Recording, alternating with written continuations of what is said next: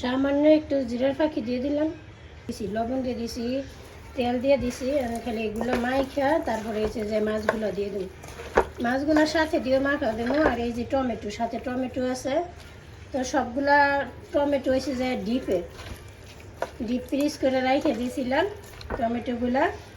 তো এগুলো ভালো করে মাইখা, বেশি একটা আলু ওই যে ওরকম চিকুন চিকুন করি নেই, মাছ যেহেতু একটু বড়, তো এই কারণে আলুগুলো একটু মোটাই রাখছি, তো ওইভাবে খাইতে ভালো লাগবে না। কারণ এই জায়গায় শুধু আমি পেঁয়াজ, টমেটো আর আলু আর দিলাম এনে যায় জিরার ফাঁকি, ধনিয়া, তারপরে হয়েছে যে হলুদ, লবণ, মরিচ, এগুলোই দিচ্ছি।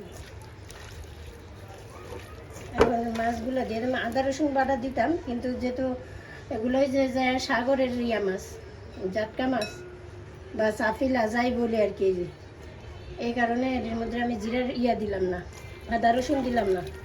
আদা রসুন দিলে এই মাছের মধ্যে আদা রসুন দিলে ভালো লাগে না খাইতে, মানে মাছের যে একটা গ্রান, ওই গ্রানটা আসে না।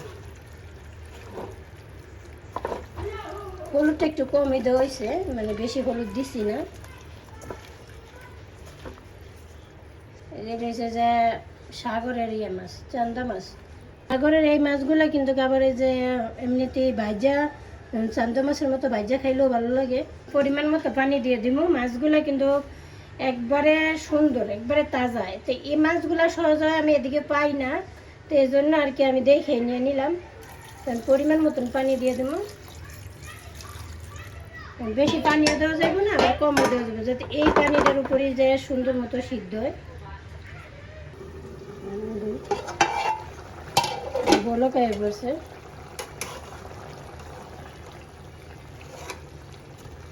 হলুদ কম দিছি, তারপরেও কালারটা কতই হয়েছে, টমেটো আছে যে সাথে মনে হয়।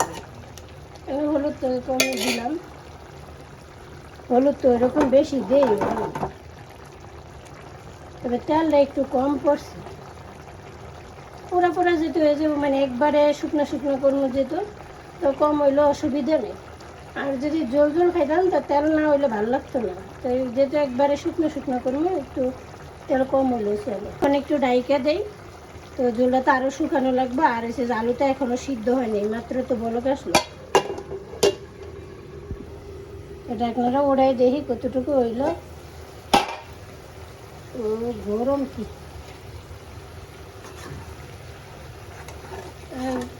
2-3 মিনিট মানে জাল দিয়েই পরে নামে।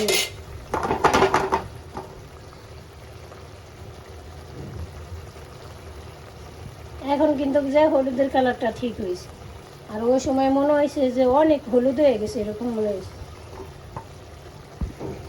তো তরকারি, যে তরকারি নামানোর সময় হয়ে গেছে, তরকারিটা নামাই নেব।